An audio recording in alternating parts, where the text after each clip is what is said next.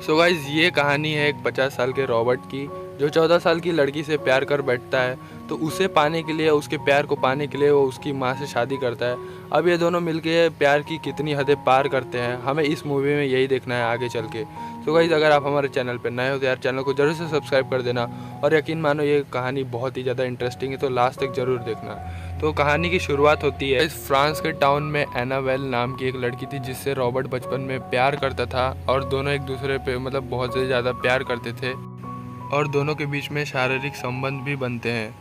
एक बीमारी के चलते एनाबेल की मौत हो जाती है, जिससे रॉबर्ट हमारा जो दोस्त है वो बहुत ही ज़्यादा रूठ जाता है, बहुत ही ज़्यादा उदास हो जाता है। इस घटना के बाद रॉबर्ट को कभी किसी से प्यार नहीं होता, और वो एनाबेल जैसी लड़की को ढूंढने लगता है। अब इस घटना को बहुत साल बीत जाते हैं। अब रॉबर्ट हमारा जो दोस्त है वो 40 साल का अधेड़ उम्र का इंसान हो जाता है, और अमेरिका में रॉबर्ट को एक प्रोफेसर की कॉलेज में जॉब मिल जाती है, जो उसे नेक्स्ट सेमेस्टर से ज्वाइन करना था।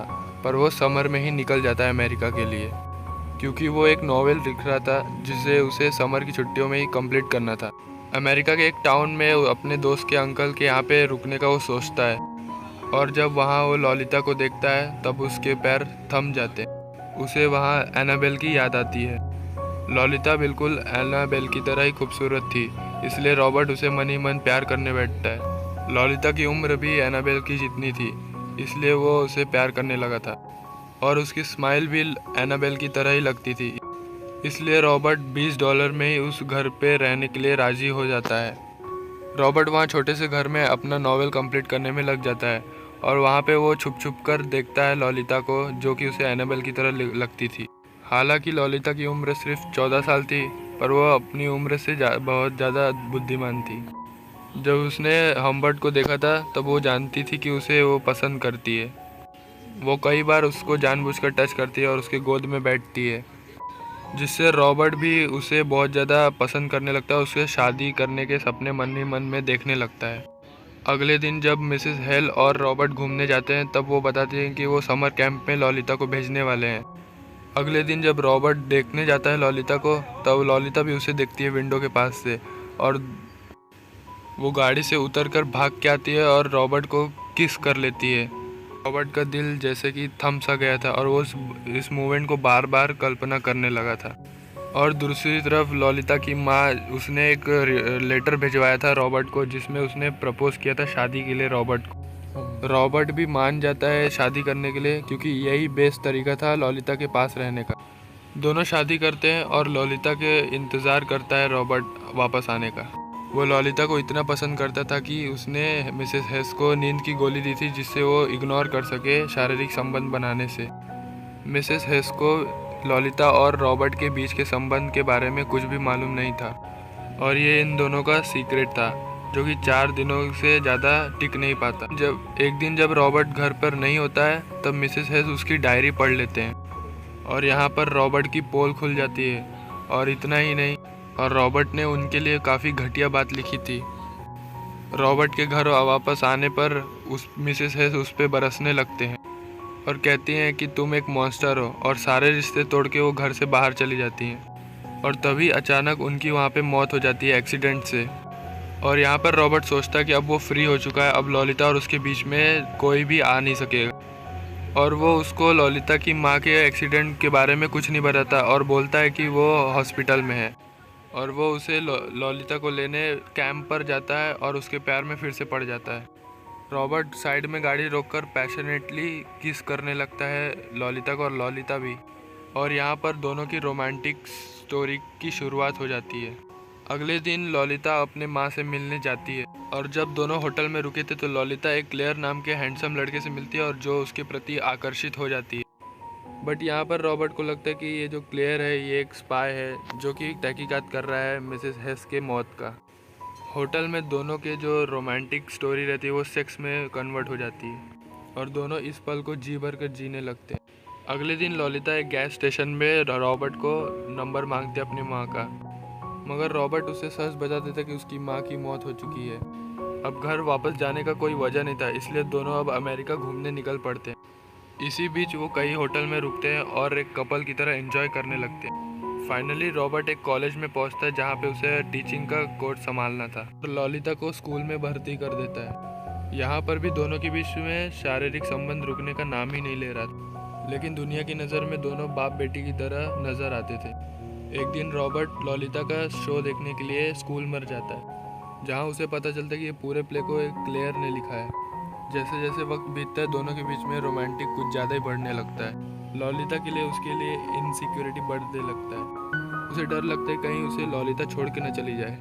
एक दिन जब उसे लॉलिता के पास से पैसे मिलते हैं तो उसे लगता है कि लॉलिता उसे भाग जाएगी छोड़कर। एक दिन किसी होटल में रॉबर्ट देखता है लॉलिता किसी से बात कर रही है, और रॉबर्ट को देखते ही लॉलिता फ़ोन कट कर देती है। उसे लगता है कि लॉलिता किसी वही क्लेयर नाम के लड़के से बात कर रही है, पर इससे कोई रिलेशन ख़राब हो, इसलिए रॉबर्ट सोचता है कि हम वापस से कहीं घूमने को जाएंगे।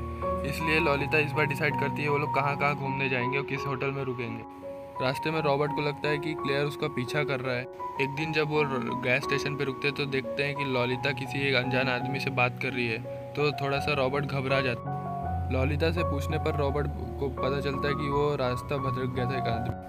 आगे की जर्नी में रॉबर्ट को यही लगता है कि कोई स्पाई उनका गाड़ी बदल बदल कर पीछा करने की कोशिश कर रहा है। जब वे एक होटल में रुकते हैं तो रॉबर्ट कुछ समय के लिए कुछ खरीदने के लिए बाहर जाता है, और वो जब घर वापस आता है तो देखता है कि लॉलिता के पैर गंदे थे, बाल बिखरे हुए थे और लिपस्टिक मसला हुआ। उसे लगता है कि हो ना हो उसके जाने के बाद कोई ना कोई यहाँ आया, और लॉलिता कहती है यहाँ पर कोई नहीं आया था।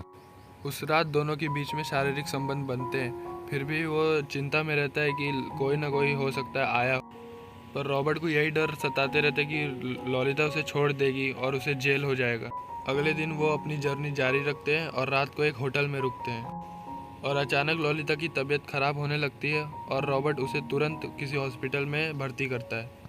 और चेकअप के बाद डॉक्टर कहते हैं कि वो एक नॉर्मल वायरल फीवर है और उसे उस रात वहीं पर रुकना होगा।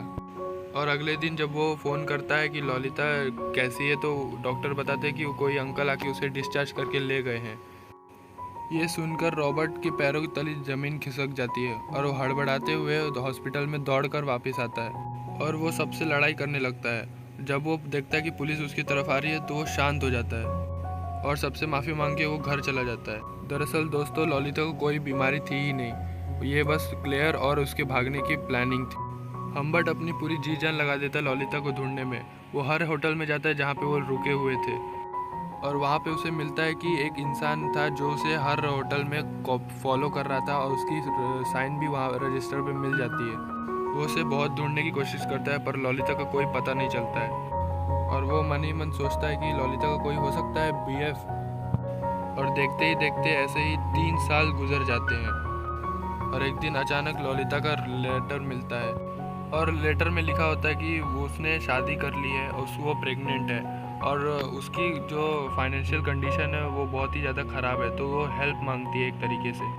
एड्रेस को फॉलो करते हुए 3 साल के बाद लॉलिता से वो मिलता है। लॉलिता रिचर्ड नाम के लड़के से शादी कर लेती है और प्रेग्नेंट थी। रॉबर्ट 3 साल के बाद भी जानना चाहता था कि लॉलिता को कौन है वो इंसान जो लेके चला गया उससे दूर। और दोस्तों, और कोई नहीं, क्लेयर ही था जो रॉबर्ट के पीछे पीछे लॉलिता से मिलने आया करता था। और यहाँ पे लॉलिता बताती है जब वो पहली बार उसके घर गई थी तो उसे पता चलता है कि क्लेयर पॉर्न इंडस्ट्री चलाता है। क्लेयर को टीनेज लड़कियाँ बहुत पसंद थी, पर लॉलिता को किसी और लड़की के साथ सेक्स नहीं करना था, उसे सिर्फ क्लेयर के साथ ही करना था। रॉबर्ट को लॉलिता पे बहुत ज़्यादा तरस आता है, वो उसे अपने साथ चलने के लिए कहता है, पर यहाँ पर लॉलिता उसे मना कर देती है। लॉलिता कहती है कि उसे अब कहीं नहीं जाना है उसके साथ, इससे अच्छा वो क्लेयर के साथ ही चली जाए।